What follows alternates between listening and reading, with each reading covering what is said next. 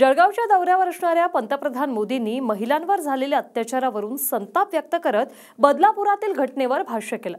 घटना कुठलीही असो, दोषी कोणीही असो, वाचला नाही पाहिजे असं म्हणत घडलेल्या घटनांचा कडक शब्दात मोदींनी निषेधही केला। पाहूया।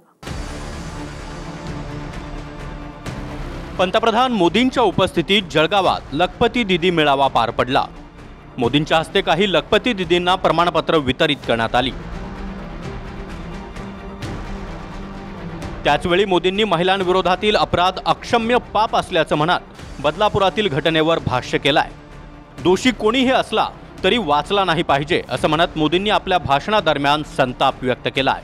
कि महिलाओं के खिलाफ अपराध अक्षम्य पाप है।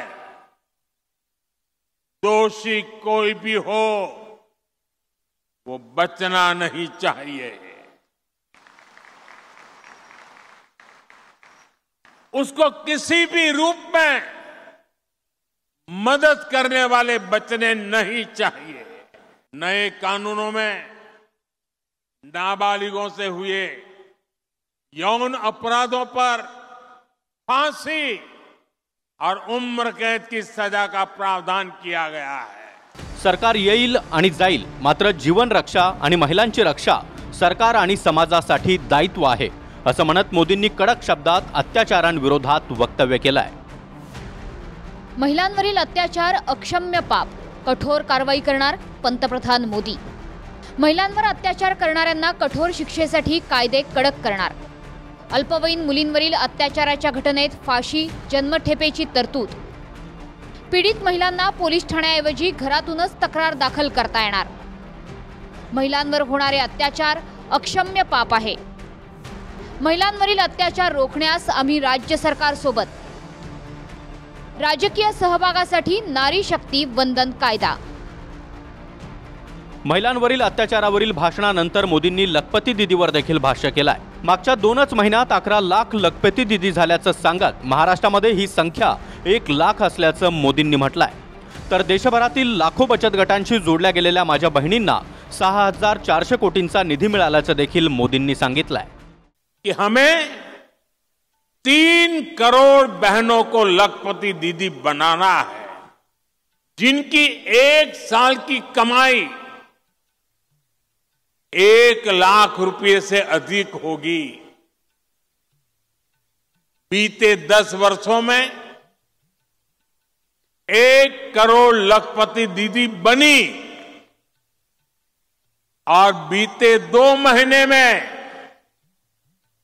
सिर्फ 2 महीने में 11 लाख और लखपति दीदी उसमें जुड़ गई। लाखों बचत गटांशी जोडल्या गेलेल्या महाराष्ट्रातील आमच्या भगिनींना सुद्धा कोट्यवधी रुपयाची मदत मिळाली आहे। तर जळगाव ही सोन्याची भूमी आहे। इथलं सोनं 52 नकशी आणि तशाच माझ्या लाडक्या बहिणी देखील सोन्यापेक्षा सरस असल्याचं शिंदे यांनी म्हटलंय। तर महिलांना दिलेला पैसा त्या परत करतात, त्यामुळे महिलांकरता काम करण्यासाठी सर्वच बँका तयार असल्याचं फडणवीस यांनी म्हटलंय। आज इथं जमलेल्या लखपती दीदींचं देखील मनापासून स्वागत करतो। तुमच्यासाठी आज खास आनंद सोहळा आहे। जळगाव ही सोन्याची भूमी आहे। जळगावचं सोनं हे अस्सल 52 कशी असतं। इथं जमलेल्या माझ्या लाडक्या बहिणी देखील सोन्यापेक्षाही सरस आहेत आणि म्हणून आम्हाला त्यांचा अभिमान आहे। बेटी बचाओ बेटी पढ़ाओ पासनं तर लखपती दीदी पर्यंत मोदीजींच्या नेतृत्वात महिलांचे जो विकास आपल्याला पाहायला मिळतोय तो अद्वितीय अशा प्रकारचा विकास या ठिकाणी आहे। महिलांना दिलेला पैसा त्या परत करतात, 1 पैसाही त्या कधी बुडवत नाही। त्यामुळे महिलांकरता काम करण्याकरता सगळ्या बँकाही तयार आहे, सगळ्या सोसायटीही तयार आहे आणि म्हणून मी तुमचं अतिशय मनापासून या ठिकाणी अभिनंदन करतो। मुख्यमंत्री शिंदेंची टीम आता माता भगिनींना सशक्त करण्यासाठी कामाला लागली आहे।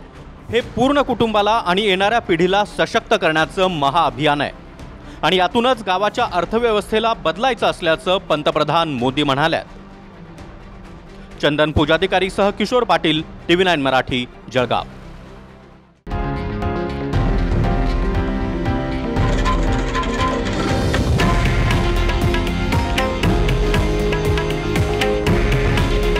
हे आहे देशातील नंबर 1 न्यूज नेटवर्क आणि आपण पाहत आहात TV9 मराठी. काळजी तुमची, हित महाराष्ट्राचं.